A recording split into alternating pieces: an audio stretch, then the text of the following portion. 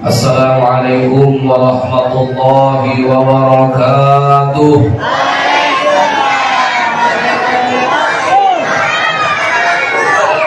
Bismillahirrahmanirrahim. Alhamdulillahi rabbil alamin. Alhamdulillahil wahidil ahadis samad, alladzi lam yalid wa lam yulad wa lam yakul lahu kufuwan ahad. Wassalatu wassalamu ala sayyidina Muhammadin abdihil mujtaba wa rasulihil mustafa, arsalahu ila kafatil wara, basyiran wa nadhira wa da'iyan ila Allahi bi'idhnihi wa sirajan munira, wa ala alihi wa ahli baitihi a'immatil huda wa masabihid duja, alladzi azhaba Allahu anhum ar-rijsa wa tahharahum tathira. Rabbi shrah li sadri wa yassir li amri wahlul 'uqdatam min lisani yafqahu qawli. Fasaddid lisani wahdi qalbi bihaqqi habibin nabi sayyidina Muhammadin sallallahu alaihi wasallam. Amma ba'd. Yang kita hormati, yang kita muliakan, yang kita ta'zimi para guru-guru kita yang sempat hadir pada malam hari ini. Di sini ada Al-Ustaz Abdullah Awadi, Ustaz Firdaus Azhari, ada Ustaz Firdaus Latif, Ustaz Umaidi, ada orang tua kami Ustaz Haji Arfani, Ustaz Musamal dan yang lain-lain. Mohon maaf tidak kami sebutkan satu persatu tanpa mengurangi dasar hormat kami. Para tokoh agama, sesepuh masyarakat, ketua dan seluruh pengurus Masjid Jami Al-Khairat, dan juga panitia peringatan Maulidun Nabi Muhammad sallallahu alaihi wasallam Masjid Jami Al-Khairat tahun 1445 Hijriah. Adik-adik dari tim Hadroh yang tadi sudah membacakan Maulid dan memimpin Mahallul Qiyam, bapak-bapak, ibu-ibu, hadirin wal mustami'in al-kiram rahimakumullah. Bersyukur kita kepada Allah Subhanahu wa taala, walaupun tadi kita sempat diguyur hujan yang cukup kuat yang membasahi kota Palembang. Ini hujan yang sudah sekian lama kita nanti-nantikan. Mungkin ini buah daripada doa dan amaliyah salat istisqa yang dilakukan oleh sebagian kaum muslimin. Alhamdulillah, ternyata doa kita masih diijabah oleh Allah Subhanahu wa taala. Hujan yang kita harapkan ternyata dicurahkan oleh Allah Subhanahu wa taala. Mudah-mudahan juga hujan yang turun ini menjadi asbab turunnya rahmat dan berkah Allah Subhanahu wa taala. Allah hindarkan kota Palembang ini daripada bala, daripada musibah, daripada bencana, sehingga dapat menjadi Palembang yang sebenarnya Palembang Darussalam. Dan mudah-mudahan syukuran kita, kehadiran kita pada saat ini akan menjadi satu wasilah. Pada saatnya kita semua dikumpulkan bersama dengan golongan hamba-hamba Allah yang bersyukur kepada Allah, dan kesyukuran ini akan dicatat sebagai amal soleh kita di sisi Allah Subhanahu wa taala. Salawat dan salam kita mohonkan pula pada Allah Subhanahu wa taala agar selalu dan semoga tetap Allah limpahkan kepada qudwah dan uswah kita, Nabiyuna wa Habibuna wa qudwatuna Muhammad sallallahu alaihi wasallam, pada para keluarga, sahabat dan pengikutnya hingga akhir zaman. Tanpa terkecuali kita yang hadir pada malam hari ini, baik yang berada di dalam, yang berada di luar, yang berkelakar, yang main, yang makan, yang minum, yang pijit HP, tanpa terkecuali Allah berkenan menggolongkan kita menjadi ahlu syafaat Rasulullah di yaumil qiyamah. Amin ya rabbal alamin. Terima kasih kepada pengurus Masjid Jami Al-Khairat dan juga panitia malam hari ini yang telah mengundang dan mengamanahkan kepada kami untuk menyampaikan ceramah agama seputar peringatan Maulidun Nabi Muhammad sallallahu alaihi wasallam.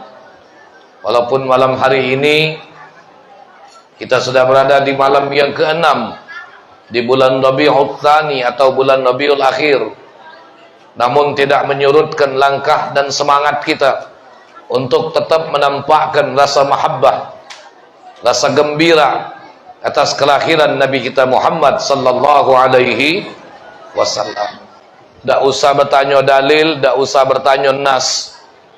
Kalau ditanya kenapa kita maulid, sementara orang-orang di luar sana tidak sedikit yang mengatakan maulid itu hal yang tidak ada manfaat, tabzir, sia-sia.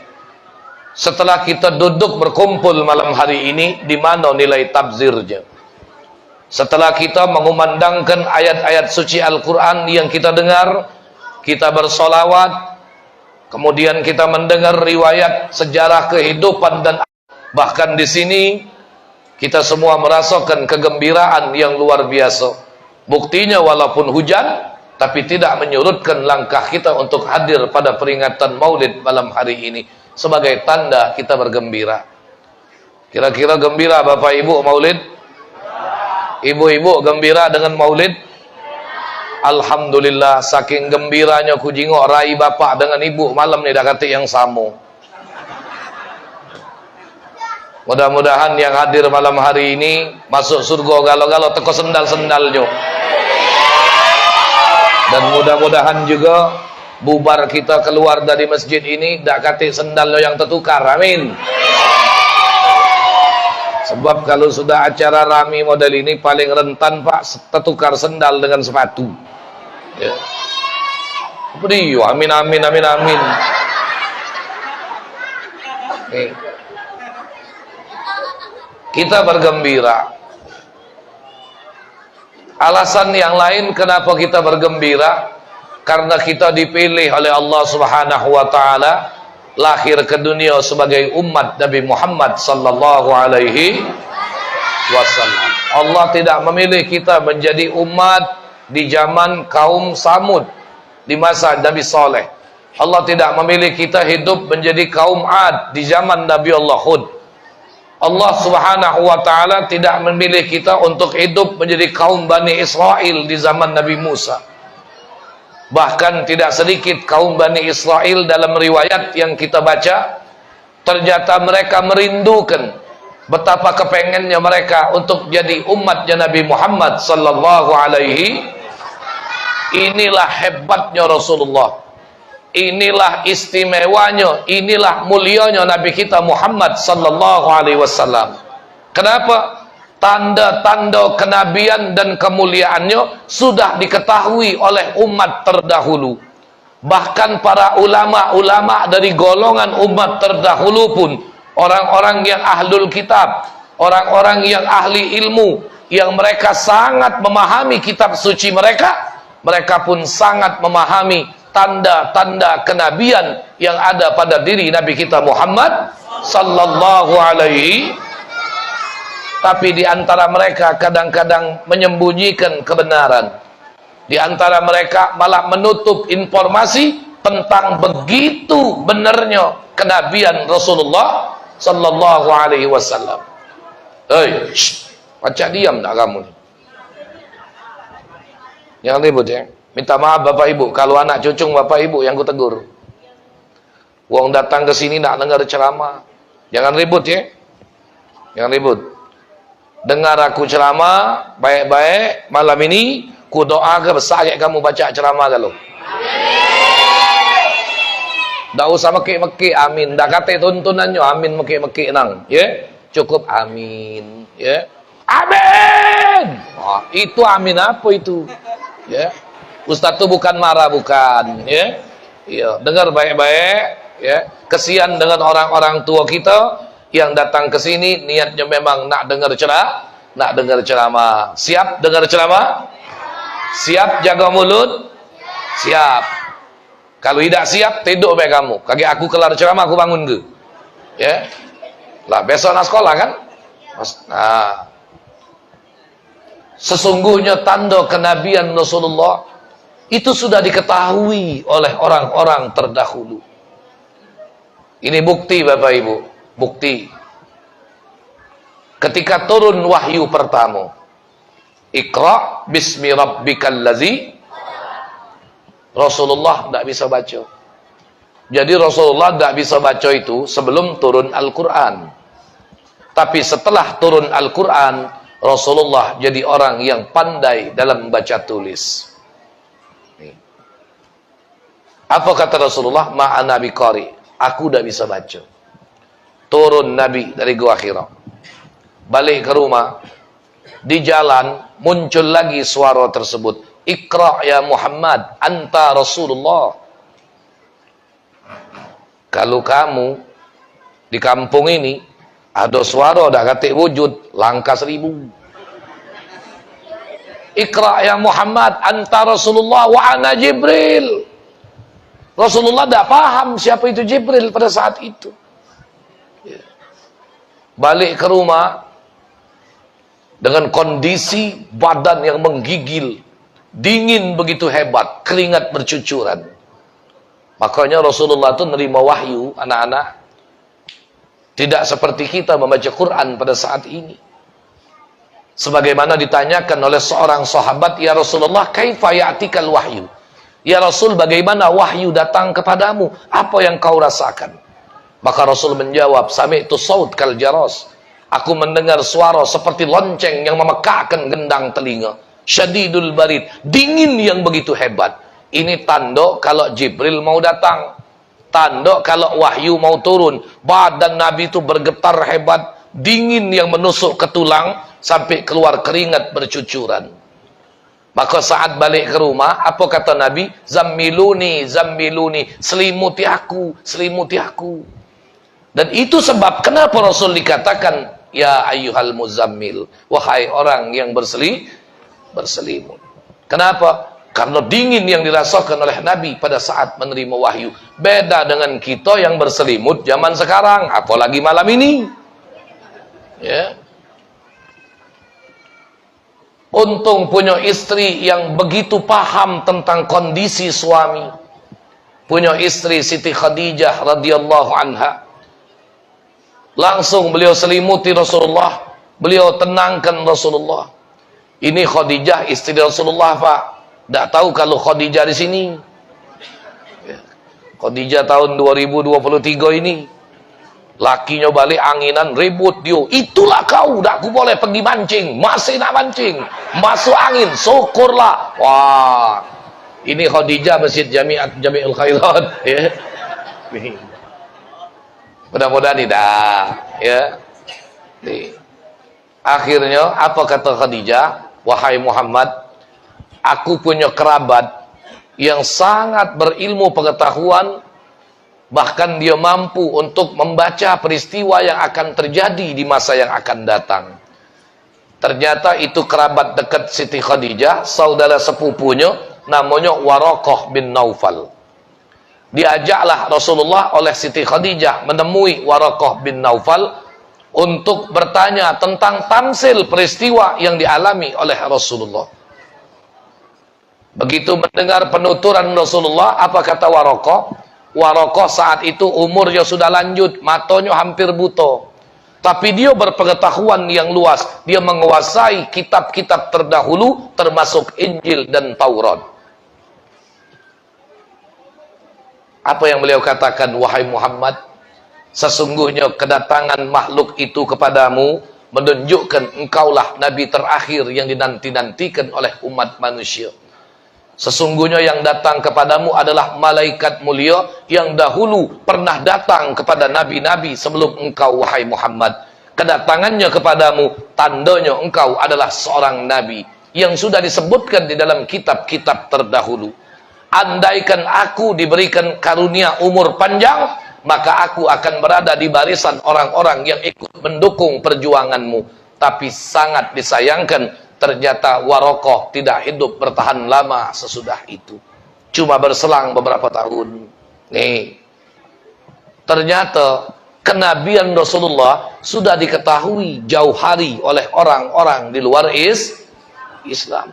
Waraqah inilah Bapak Ibu yang dahulunya pernah meramalkan Sayyidina Abu Bakar Siddiq akan menjadi seorang pemimpin besar. Tahu tak kamu dengan Abu Bakar Siddiq? Tahu. Sengaja aku tanya budak kecil, kalau aku tanya bak budak, dah baca aman jawab, malunya double malam ini. Abu Bakar Siddiq itu pedagang sukses, anak-anak. Perdagangannya sudah lintas negara.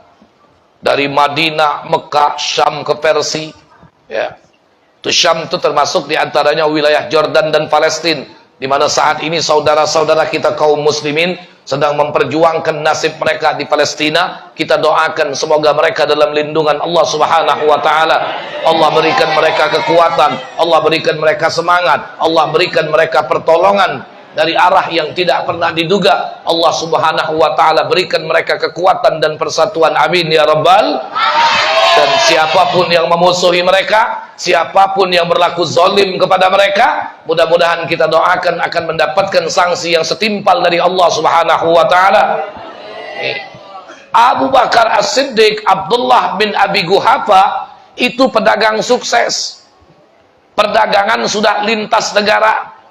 Suatu ketika saat berada di negeri Syam, Abu Bakar As-Siddiq ini bermimpi itu bulan purnama jatuh di atas pangkuannya, Bapak Ibu. Ini bulan oleh Sayyidina Abu Bakar diambil, dimasukkan ke dalam saku jubahnya. Begitu beliau bangun, kira-kira apa takbir mimpinya? Akhirnya pada satu hari ketika beliau tiba di negeri Mekah, beliau mencari informasi siapa orang di negeri Mekah ini yang dapat menjadi pentakbir mimpi. Akhirnya beliau dapat informasi saat itu ternyata orang yang mampu mentakbir mimpi adalah Waraqah bin Naufal. Dikisahkan oleh Sayyidina Abu Bakar tentang mimpinya. Apa kata Waraqah bin Naufal? Wahai Abu Bakar, mimpimu ini menunjukkan pada saatnya nanti engkau akan menjadi seorang pemimpin besar. Mimpimu ini menunjukkan nantinya pada masanya engkau akan berjumpa dengan seorang nabi di akhir zaman yang ditunggu-tunggu oleh umat manusia, yang namanya sudah tersebut di dalam kitab-kitab terdahulu, wa anta takunu khalifatan min ba'dihi. Dan pada saatnya engkau nanti akan menjadi khalifah setelah nabi terakhir tersebut. Tetapi uskut, diam, jangan pernah kau ceritakan mimpi ini kepada siapapun sebelum mimpi ini menjadi kenyataan. Lanjut dagang lagi Sayyidina Abu Bakar Siddiq. Hingga akhirnya satu ketika kota Mekah heboh. Ada seorang laki-laki yang mengaku bernama Muhammad bin Abdullah, katanya sebagai nabi. Abu Bakar Siddiq akhirnya bertanya di dalam hati, apakah ini tanda mimpi aku akan menjadi kenyataan? Akhirnya dia selidiki Rasulullah, dia perhatikan Rasulullah. Setiap hari dia memperhatikan Rasulullah. Hingga akhirnya Rasulullah sendiri yang bertanya, ya Abu Bakrin, kullu yaumin taji'u ilayya wa tajlisu ma'i lima la taslam. Wahai Abu Bakar, setiap hari engkau datang kepada aku, engkau duduk bersama aku, ngapo kau udah galak masuk Islam? Kata Rasulullah. Apa kata Sayyidina Abu Bakar Siddiq? Ya Muhammad, lau kunta nabiyan fala budda laka minal mu'jizat. Kalau memang engkau seorang nabi, engkau pasti dikaruniakan Tuhanmu dengan mu'jizat. Sekarang tunjukkan mana mukjizat sebagai tanda kenabianmu.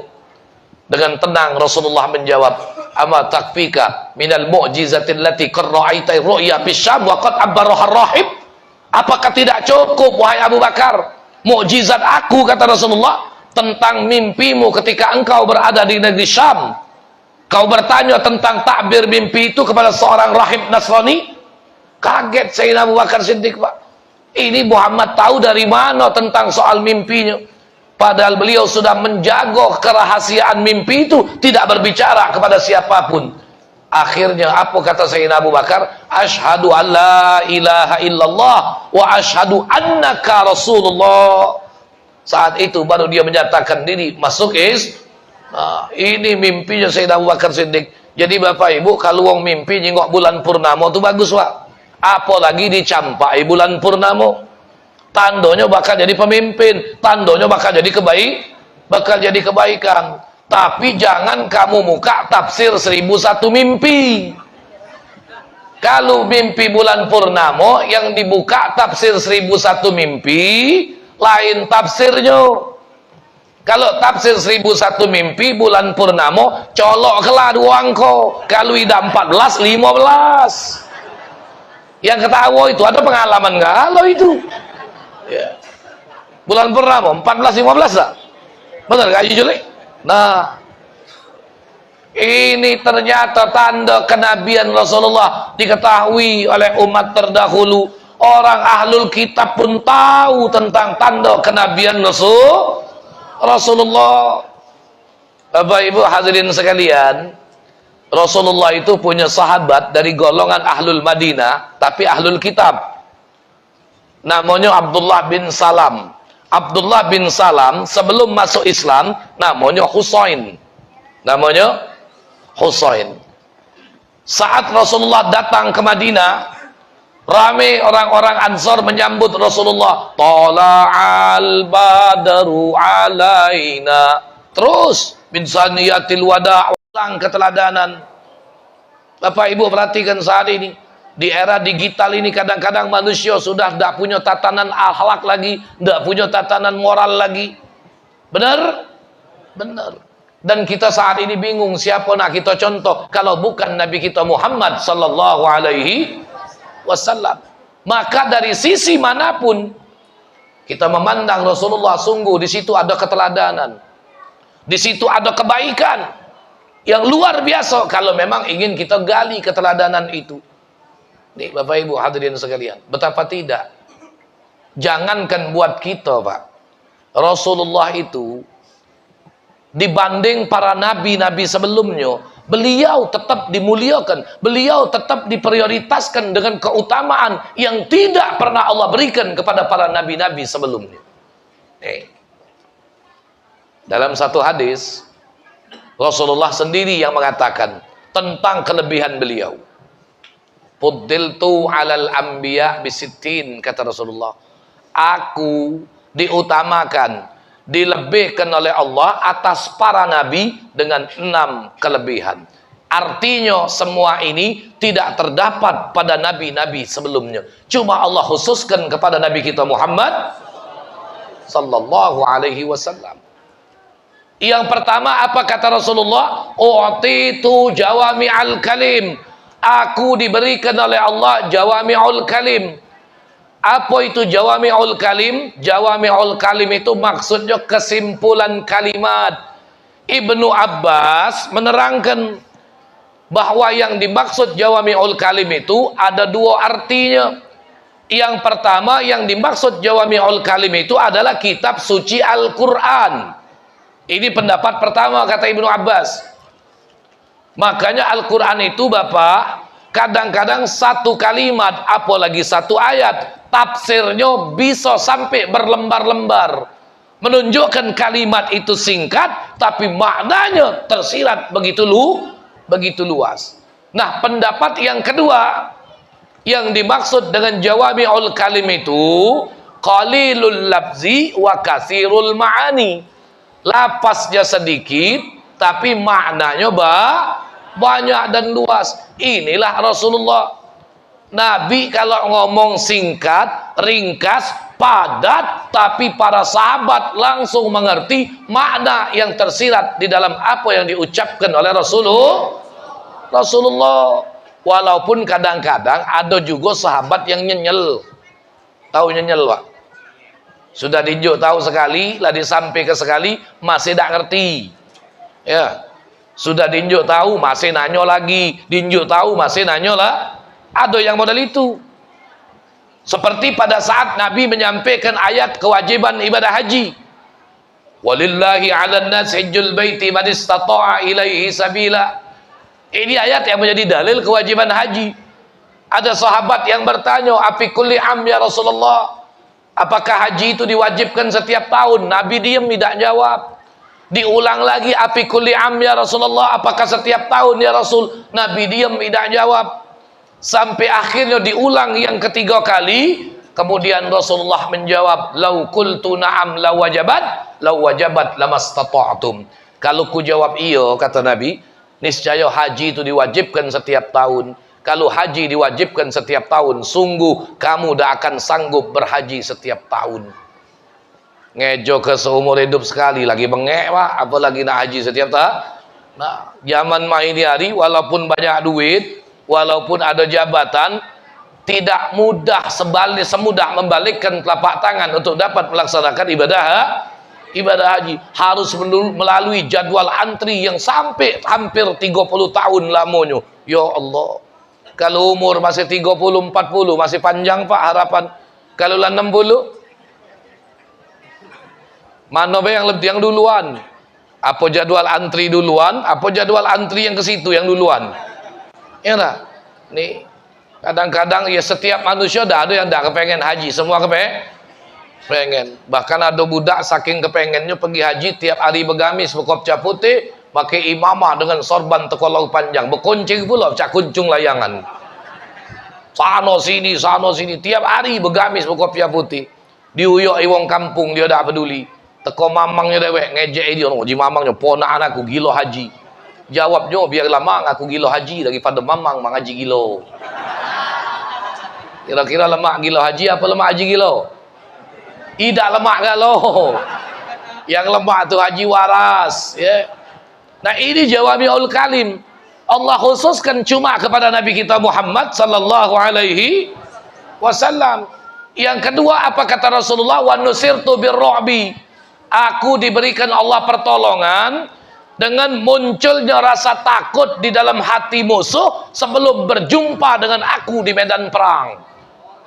Jadi Bapak Ibu hadirin sekalian, itu wong kafir kalau sudah bakal ketemu dengan Rasulullah di medan perang, sebelum ketemu sudah datang rasa takut. Nah, ini karunia yang Allah berikan cuma kepada Nabi kita Muhammad sallallahu alaihi wasallam, tidak diberikan Allah kepada para nabi yang lain.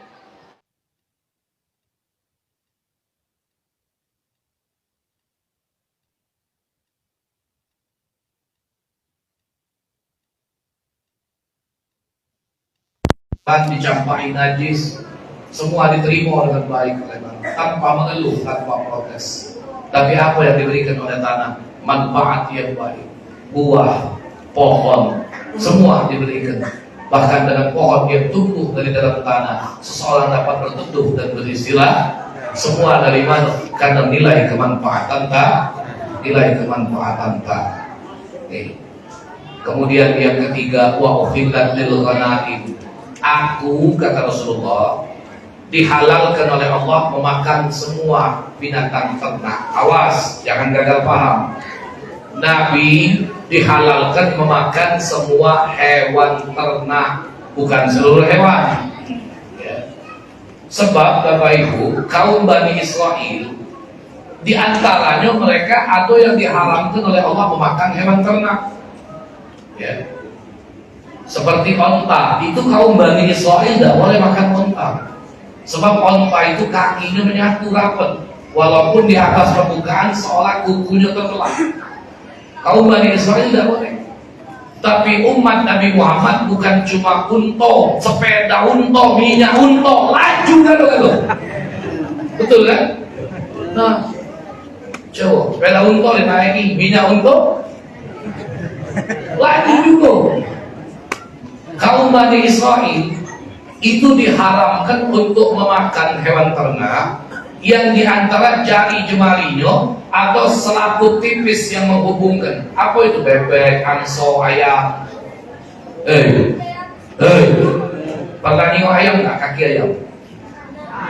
Nah, ada selaput tipis lah yang menghubungkan. Bebek, pernah nggak nengok? Nah, itu kaum Bani Israel tidak boleh, Pak. Ya. Tapi umat Nabi Muhammad bukan cuma bebek, motor bebek ini Allah. Iya kan? Nah, ini khususan yang Allah berikan kepada Nabi Muhammad. Ya, dihalalkan oleh Allah memakan semua hewan ternak. Yang keempat, apa kata Nabi sallallahu alaihi wasallam? Wa ju'ilat lil ardu masjidan wa tahuran. Dijadikan oleh Allah Taala bagi aku dimanapun bumi yang kutijak sah menjadi tempat sujud dan suci. Maka Rasulullah dapat syariat tayamum. Orang tayamum pakai apa? Debu tanah dari mana? Ya dari bumi. Ini syariat yang khusus cuma untuk umat Nabi Muhammad sallallahu alaihi wasallam. Rasulullah di bumi manapun yang beliau tijak sah menjadi tempat sujud bagi beliau. Ini khususan. Maka itu kita harus bisa membedakan mana yang sifatnya umum, mana yang sifatnya khusus. Ada orang yang gagal paham, Bapak Ibu. Di mana bukti gagal pahamnya, Pak? Dia dapat kabar baik. Begitu di tengah pasar dapat telepon, anaknya lolos tes PNS. Akhirnya emaknya yang tengah pasar langsung sujud menjatuhkan diri, sujud syukur. Uang di tengah pasar bingung gak lo?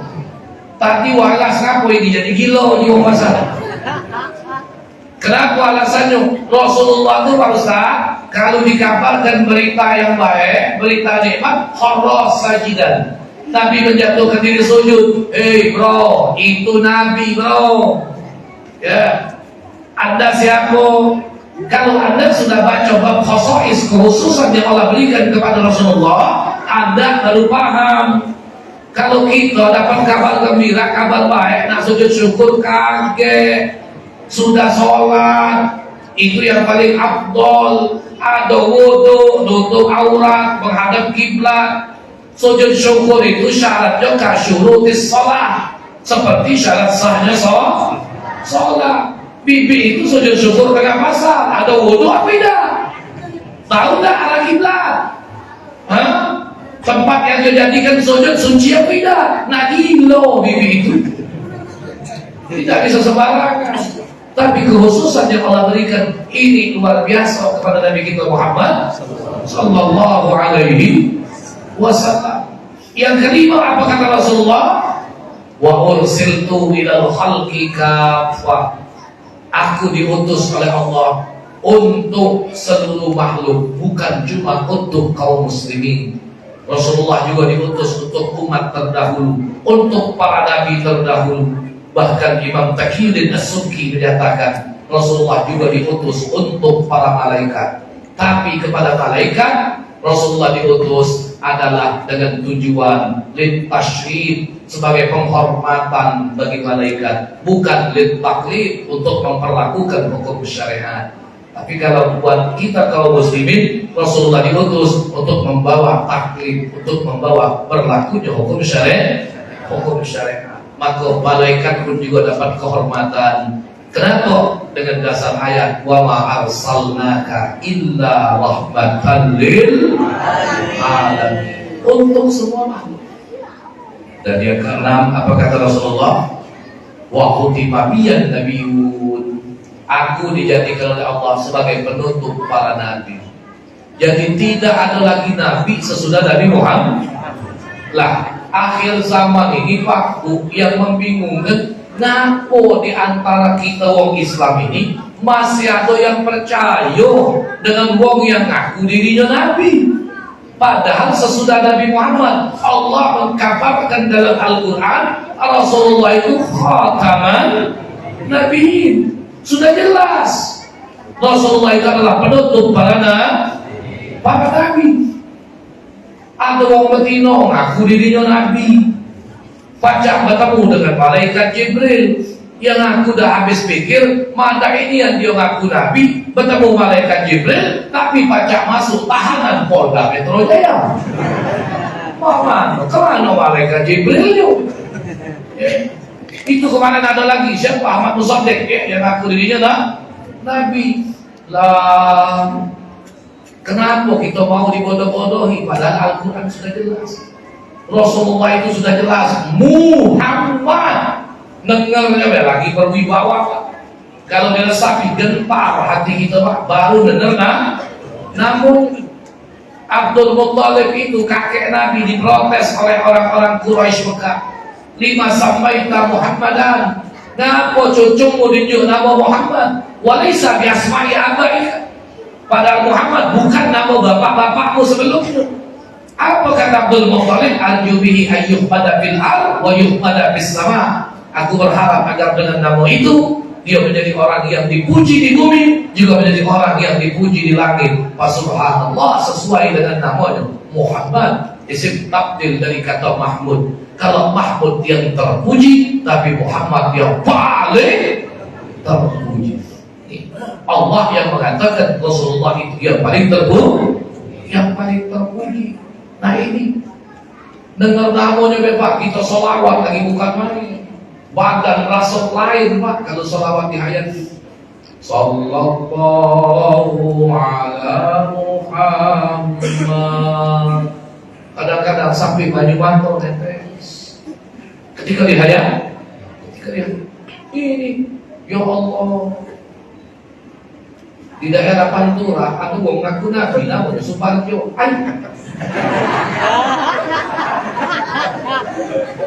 baru terdengar aku namu itu, ngaku nabi, dengarnya Pak, jauh niat Pak, namu kiai lagi hati, jelas, apalagi jadi namu lagi, sallallahu ala tapi kalau Muhammad luar biasa, walau dengan salawat yang singkat, sallallahu ala Muhammad, ya Allah, teladan dalam zahir dan batin kita. Inilah Nabi Muhammad sallallahu alaihi wasallam. Maka dari sisi manapun Bapak Ibu, di masjid beliau tampil sebagai imam yang luar biasa sempurna. Tidak pernah kita temukan ada riwayat Rasulullah kalau jadi imam diprotes makmum. Ada tak? Coba kalau ada keterangan riwayatnya, ada tak Nabi kalau jadi imam diprotes oleh makmum? Nah, kenapa? Saking indahnya bacaan Nabi, saking sempurnanya gerakan Nabi, sampai makmumnya senang. 200 ayat kata sahabat, kami kira Nabi bakal rukunya tambah panjang, tapi enjoy wae sahabat, asyik galau, merasakan khusyuk nikmat, ya, senang salat di belakang. Maka itu dalam hukum fikih, minta maaf Bapak Ibu, jangan tersinggung. Anda tidak katanya kepentingan aku nyampaikan ini. Dalam hukum fikih, yang afdal jadi imam itu diantaranya siapa? Orang yang disenangi oleh makmumnya. Iya kan? Kalau makmum sedang Pak, insya Allah tidak ada protes. Betul lagi-lagi loh. Karena makmumnya sudah senang. Benar kan? Bahkan kadang-kadang kalau imam itu dah kate, kita cari. Ya. Anak Bapak Ibu tidak usah jauh-jauh Pak. Ramadan kemarin sempat sholat di Masjid Agung Pak. Dalam hati terbersih, ya Allah, rindu suara Kiai Nawawi Danji. Yalah, tapi suara itu sudah tidak terdengar lagi. Yang biasa duduk tegak di depan mengimami tarawih berpuluh-puluh tak? Ini kalau makmum sudah senang, maka dicari. Ya. Wong zaman main hari ngaji Iqra 6 lagi tak tamat, mati-mati nak jadi imam. Tidak jadi imam melaju, muat status di Facebook, nulis status di WhatsApp, nih. Ada tak yang benar itu?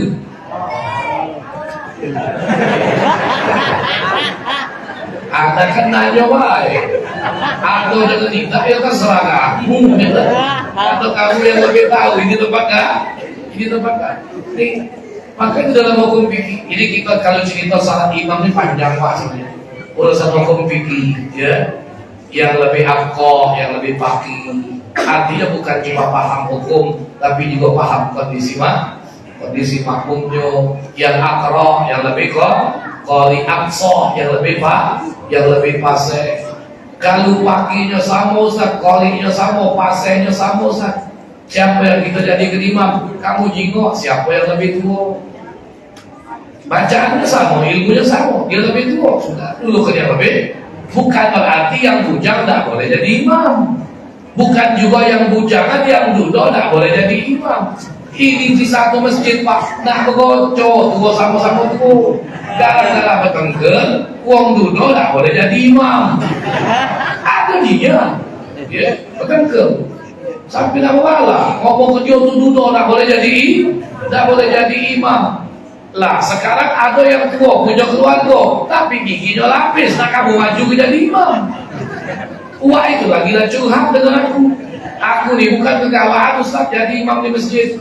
Jangan dari masjid Ustaz, di rumah lagi diuyok-uyok aku. Ngaku Pak diuyok Ustaz, diuyok aku di rumah panggil aku ya imetik. Gigi lapis, kalau tak lagi gigi metik aku juga. Kalau tak pergi nanti lah. Kalau buat itu giginya lapis, cucum cuma gini, ya imetik, cucum kurang ajar gitu. Ya ini satu sampai. Kalau dia sama juga Ustaz, macam mana siapa yang kira-kira lebih abdul dijadikan imam? Siapa yang paling rajin ke masjid? Sama-sama rajin Ustaz, dia tuh bekas preman kalau. Nah, tambah lagi. Kalau dia bekas preman kalau siapa yang duluan tobat? Tobat lebih barang Ustaz, tobat masal. Siapa yang duluan tobat? Siapa yang duluan ke masjid? Sama Ustaz. Nah, kalau sudah sama kalau kamu jingok, siapa yang berduit, siapa yang buntu? Ngapa? Ilmu sama, ketaatan sama, yang berduit maju ke? Ya, yang berduit maju ke? Karena aku tadi ngomong kayu siapa yang berduit, siapa yang buntu lah. Nah, ngaku itu yang berduit insya Allah hatinya lebih tenang. Ngaku waktu angkat takbir dia berpikir aman, beras ada di rumah. Tapi yang buntu baru angkat takbir berpikir ada beras di rumah. Nih, kalau berduit sama, buntunya sama Ustaz. Nah, sudah main ini bela. Kalau ada kata kocekan pilihan yang lain bandingannya, Bapak Ibu, kamu jingok siapa yang bini yang paling cantik. Ada tak masing-masing ngomong Pak? Buka dalam kitab Simarul Yadi'ah. Di situ ada keterangannya. Itu syarah daripada kitab Riyadul Badi'ah. Sampai ke situ fikih mengatur. Nih. Jadi kita kalau nak main hitung-hitungan Pak, lemahlah tukang kepang dari jadi imam. Nah, jauh kan. Imam kalau salah nanggung dosa makmum semesjid ini siapa? Hah? Tukang ngepang walaupun salah azan terakhir asal yakin sudah masuk waktu tidak nanggung dosa orang banyak. Hayya 'alal falah,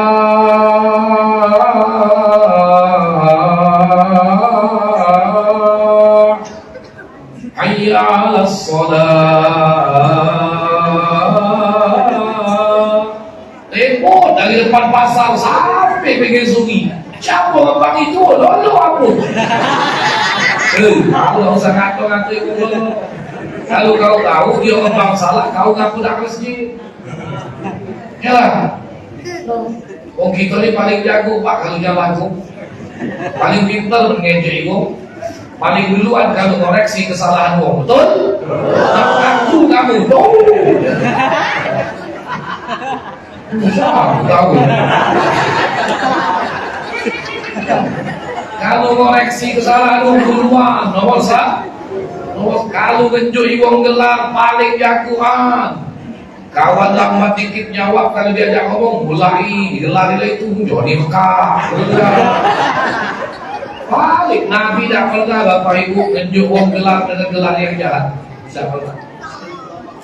Nabi manggil sahabat Pak dengan panggilan yang bagus, dengan panggilan yang indah. Beda dengan kita Palembang ini. Maka terkata Palembang untung kata galak sampai ujung. Ada sahabat namanya Abdullah, Nabi panggil ya Abdullah, ini Nabi. Ada sahabat namanya Abdurrahman, ya Abdurrahman. Ini Nabi. Nih, ada sahabat Abu Bakar, Nabi panggil ya Abu Bakrin. Beda kita di Palembang, sahabat Abu Bakar, kak. Enak. Nah, ada kawan nama Abdullah diundang tul. Iya, kalau badannya gemuk duluan teh. Iya. Nama Abdurrahman diundang Seman, kalau badannya kurus Seman ngengke. Tapi dah kate ngajar kepada itu. Iya. Nabi mulai dalam rumah tangga panggil bini dengan panggilan yang baik. Jadi Aisyah, ya Khumairah, wahai wanita yang pipinya putih kemerah-merahan, maka rumah tangga Nabi becak surga.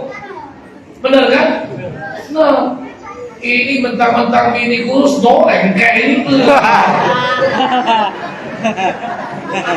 Ada yang bini panggil lakinya itu baju. Kalau lakinya tidak gawe dari pagi sampai ke malam, gawenya mancing dulu. Kapan malam laki juga nih buka lawang muan tuanya ini. Jangan Bapak Ibu, kalau pacar panggilan, carilah panggilan yang terbaik. Ini Nabi, senda gurau Nabi pun hak. Tidak ada senda gurau Nabi nyakit keuangan akal ibu. Tidak baca lah, kalau satu orang kanan gini. Hatta marah, hingga marah pun hak Nabi, benar. Jadi jangan ngomong Bapak Ibu, Nabi tidak pernah marah. Nih, kalaupun Nabi marah, itu tidak kate yang berhubungan dengan pribadi Nabi. Pasti marah Nabi itu karena perkara syariat atau karena akidah. Nah buktinya, Uqbah bin Abi Mu'ayth itu meludahi Nabi, melempar Nabi dengan kotoran karena pribadi, tidak marah Nabi. Bahkan sampai Uqbah bin Abi Mu'ayth ini sakit, ditunggu oleh Nabi. Mana wong yang biasa melempar aku kotoran, yang biasa mencemooh aku, yang biasa meludahi aku, kenapa boleh kata? Dicari oleh Nabi. Begitu dapat informasi, ternyata Nabi dapat kabar Uqbah bin Abi Mu'ayth sakit, didatangi oleh Nabi. Ternyata dia kaget, siapa engkau? Aku Muhammad Rasulullah, orang yang setiap hari kau ludahi, orang yang setiap hari kau lempar dengan kotoran. Terharu bukan main Uqbah bin Abi Mu'ayth. Oi Muhammad, alangkah mulia jiwamu, alangkah bersih hatimu wahai Muhammad. Kenapa? Aku yang dibayar, yang disuruh diupah oleh Abu Jahal untuk selalu melempar engkau, meludahi engkau. Sampai hari ini aku sakit sudah berapa hari. Mana bapak hidung Abu Jahal? Jiwa aku lagi dakati. Tapi Rasulullah tak. Karena yang berkaitan dengan pribadi Nabi, Nabi tidak marah. Tapi kalau sudah pelanggaran hukum syariat, pencemoohan terhadap akidah, wah Rasulullah marah, wajah Nabi memerah, sampai Nabi berbicara dengan kalimat yang tegas. Jadi jangan ngomong Bapak Ibu, oh Rasulullah tidak pernah marah Nabi Pak. Dalam akidah ini contoh Pak, Nabi pernah memarahi Usamah bin Zaid. Ini Usamah bin Zaid ini sahabat yang pernah berapa kali dimarahi Nabi Pak. Kenapa? Satu ketika dalam peperangan, Usamah bin Zaid pernah membunuh orang yang sudah bersyahadat. Waktu sudah ngaku kalah, bersyahadat masuk Islam. Oleh Usamah bin Zaid masih dibunuh. Islam ada aturan Bapak Ibu dalam perang. Satu, orang tua tidak boleh disakiti. Kedua, anak-anak tidak boleh diganggu. Ketiga, kaum perempuan tidak boleh juga disakiti. Ini etika Islam kalau dalam perang. Jadi perang pun Islam punya etika Pak. Yang keempat, orang yang sudah mengaku kalah tidak boleh dibunuh, haram darahnya ditumpahkan. Ini etika perang dalam Islam. Nah ini orang kafir sudah mengaku kalah, sudah nyerah, dia sudah bersyahadat masuk Islam, oleh Usamah bin Zaid masih dibunuh. Sampailah kabar kepada Rasulullah bahwa orang itu sudah bersyahadat masuk Islam tapi masih dibunuh. Marah Rasulullah dengan Usamah bin Zaid. Akhirnya apa kata Usamah? Ya Rasul, aku sungguh yang dalam ingatan aku, dalam dugaan aku, dia ini cuma sekedar nak nyelamatkan diri ya Rasul. Dia tidak serius dalam bersyahadat dia, maka dia kubunuh. Akhirnya Usamah bin Zaid dimaafkan oleh Rasulullah. Marah Nabi. Datang lagi suatu ketika, Usamah bin Zaid juga lagi-lagi dia. Ketika ada seorang perempuan dari Bani Makhzumah yang kedapatan mencuri. Bani Makhzum ini kok terhormat Bapak Ibu, betino yang maling. Akhirnya keluarganya, karena keluarga orang terhormat, mencari jalan untuk melobi. Kalau bahasa sekarang melobi, melobi.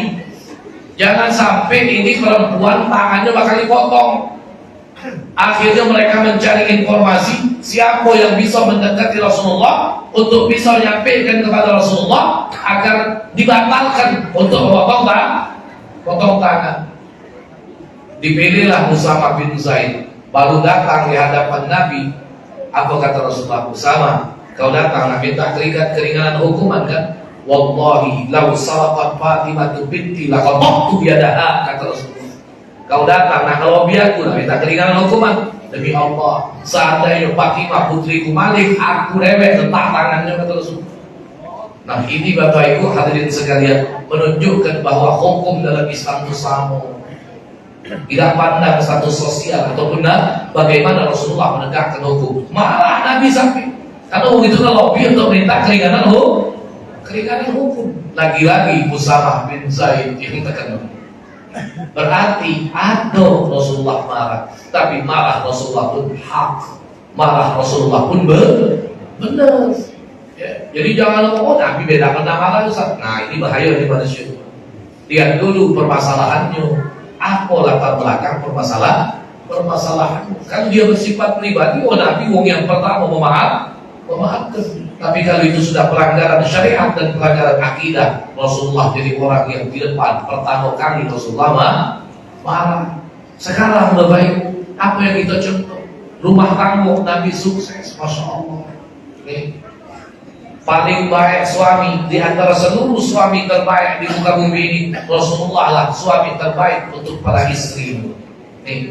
Kita maka itu Bapak Ibu kalau nak jenguk orang baik, jangan jenguk dia di luar, jangan jenguk di pasar, ya. Jangan jenguk di medsos. Tapi kalau nak jenguk orang baik, jenguklah dia dulu dalam rumah tangganya.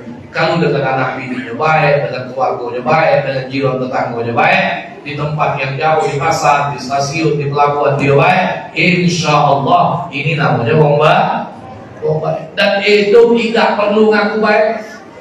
Yang paling penting itu bagaimana hidup ini untuk berbuat baik. Bapak Ibu bakal tahu manusia itu baik atau tidak kakek nunggu mati. Nunggu mati. Allah bakal tunjukkan baik atau tidak manusia ketika dia mati. Nah ini Bapak Ibu, jinggolah komentar wong yang hidup sesudah dia. Maka ada ungkapan innamal mar'u hadisun ba'dahu. Fakun hadisan hasanan liman wa'a. Bahwasanya seseorang itu akan menjadi cerita bagi orang-orang yang hidup sesudah dia. Maka jadilah engkau bahan cerita yang baik bagi orang yang mendengar. Kalau baik sampai matinya, insya Allah ditunjukkan Allah baik. Bukan karena pencitraan. Kita kayak mati kan ini? Yang di luar mati, yang ngantuk mati juga, yang modut mati, yang mijit HP mati, yang berlakar mati. Pokoknya mati kan?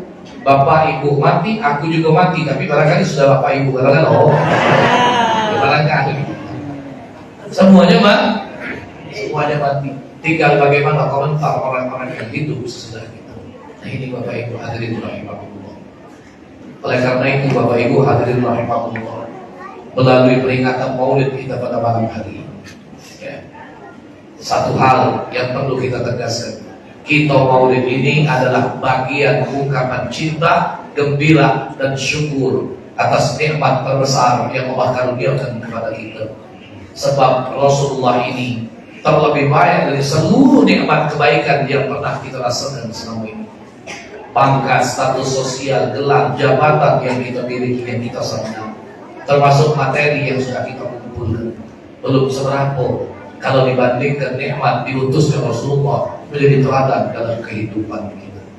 Qul bi fadlillahi wa bi rahmatihi wa bi dzalika falyafrahu huwa khairum mimma yajma'un.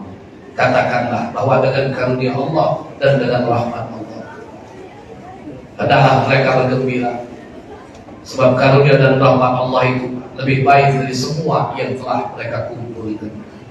Apalah artinya kehidupan kita ini laula Nabi Muhammad sallallahu alaihi wasallam, kalau tidak karena Nabi kita Muhammad sallallahu alaihi wasallam. Kedua, melalui peringatan Maulid kita malam hari ini, mudah-mudahan akan menambah ziyadatul mahabbah, tanda bertambah kecintaan kita kepada Nabi Muhammad sallallahu alaihi. Sebab ada pepatah mengatakan tak kenal maka tak sayang, tak sayang maka tak cinta. Bagaimana mungkin kita akan cinta kalau kita tidak pernah mengenal siapa Nabi kita Muhammad sallallahu alaihi wasallam. Dan bagaimana pula seandainya kita sudah berusaha untuk mencintai, kalau Allah tidak akan memberikan kebaikan buat kita? Ada satu syair dalam bahasa Arab mengatakan, Fazal kalbu bihubbi ahlil kahfi, bakaiba ashqa bihubbi ahlil nabi. Seekor anjing itu bisa selamat karena dicintai oleh berkat pemuda-pemuda yang soleh di dalam gua kahfi. Seekor anjing bisa masuk ke dalam surga karena kecintaan ashabul kahfi. Pakai Pak Ashqa bihubbi ahlin nabi, maka bagaimana aku akan celaka seandainya aku sudah mencintai Nabi dan keluarga Nabi. Maka dengan peringatan Maulid seperti malam hari ini, kita berusaha untuk menumbuhkan mahabbah, kecintaan kita kepada Nabi dan kepada ahlul baitun Nabi. Disinilah majelis seperti ini, di mana kita dapat menambah pengenalan kita kepada Nabi, kenal kepada keutamaan ahlul baitnya Nabi. Yang ketiga, Bapak Ibu hadirin rahimahumullah, mencontoh Nabi. Seringkali kami sampaikan, dan usah dengan hal-hal yang sulit, maka mulailah dari sesuatu yang mudah yang menjadi amaliyah rutinitas dalam keseharian kita. Insya Allah ya. Nah, itu akan lebih mudah Bapak Ibu hadirin sekalian kalau kita ingin menyesuaikan makan, minum, berpakaian, tidur. Ya, nah itu nggak usah lapar. Nah, untuk Nabi 1 rakaat 200 ayat, nggak usah lah kejiwaan kalau kayak gitu di masjid ini. Anak mana udah lah, siapa bahan nak tentu 1 rakaat 200 ayat, ada yang sanggup. Lain kita lagi jikoan, tak lebih kapan saya modal full 4 rakaat itulah. Apa dia full 4 rakaat? Kuliah, kulhu, kulah bil malak. Belum takbir lah, jatuh malaikat. Di malaikat jatuh lalu ngomongin apa? Ya dulu, pakai dulu. Apa? Pakai hal lagi dulu. Begitu amin kul, nah kan ada malaikat. Ya. Dan terakhir Bapak Ibu, kita hadir peringatan Maulid ini agar bertambah ilmu pengetahuan. Ya. Supaya bertambah ilmu pengetahuan, semakin luas pemahaman kita, lebih-lebih tentang Rasulullah. Maka itu hidup jangan sampai jadi orang tak punya ilmu. Dan sering kami sampaikan, hidup di ujung dunia ini, raih kita diawasi wong ini karena keberkahan ilmu. Kalau bukan karena ilmu, siapa wong nak mantan wajah ini? Ternyata benar ilmu yang bakal mengangkat derajat manusia. Iya. Maka jangan pernah merasa puas dengan ilmu, jangan pernah merasa cukup dengan ilmu. Ya. Walaupun kita merasa orang berilmu, jangan pernah kita lelah untuk tetap hadir mendapatkan keberkahan duduk di majelis ilmu. Itu pucuk dunia ini, baca ilmu kampung, ya alhamdulillah. Baca ilmu kampung, lagu tua itu. Jadi awas sama umumnya kalau baca ilmu kampung. Tahu ngaji ilmu kampung? Muka Fatihah, mediasi, pimpin taklim, baca maulid, ya. Pimpin marhaban, baca peresmian tamu, baca doa pengantin, baca mayat, doa jenazah, baca talqin. Sudah. Cayolah, makan duluan kamu, kata lo aja makan banyak. Kalau baca ilmu kampung, ya. Kalau baca ilmu kampung, pergi tahlil walau terlambat. Duduk bawah tenda, puji wong bojo, maju, naik, cepat kau naik. Gua tahlil lucu, kaki amin pendoa apa itu? Tidak kalah naik, sogong kawan masih naik. Karena ada ilmu, tapi menilmu kaki, hidup kaki geradakan. Baru nak naik nah, yang katanggu kami sentak kawan, udah lama walau tak kawan kau nak naik.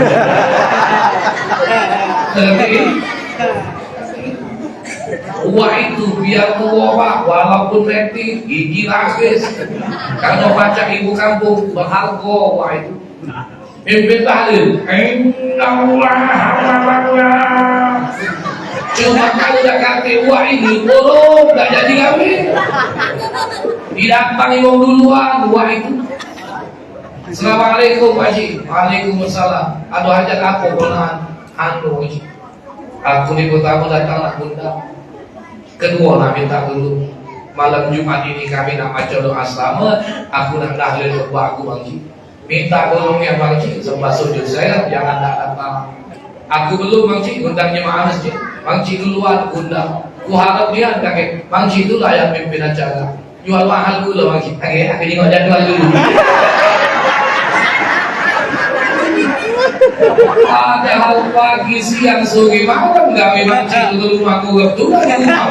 Kakek ngomong juga jadwal. Yes salah. Bukan MC. Aku diceramah sampai jam berapa? Jam 10, jam 12. Tegaklah kamu, aku nak dulu. Jadi inilah barangkali kesimpulan kita peringatan Maulid. Bapak Ibu hadirin rahimakumullah. Mudah-mudahan sedikit pencerahan ini menjadi tambahan pengetahuan buat kita. Tidak duduk hadir kita di majelis ini membacakan sebagai ibadah dan amal soleh, dan tidaklah kita bubar meninggalkan tempat ini, melainkan Allah catatkan di sisi Allah bahwa kita semua yang hadir ini adalah orang-orang yang di dalam hati kita adalah sahabat kepada Nabi Muhammad sallallahu alaihi wasallam. Lebih kurang minta maaf pada Allah Subhanahu wa taala. Mohon ampun. Wassalamualaikum warahmatullahi wabarakatuh.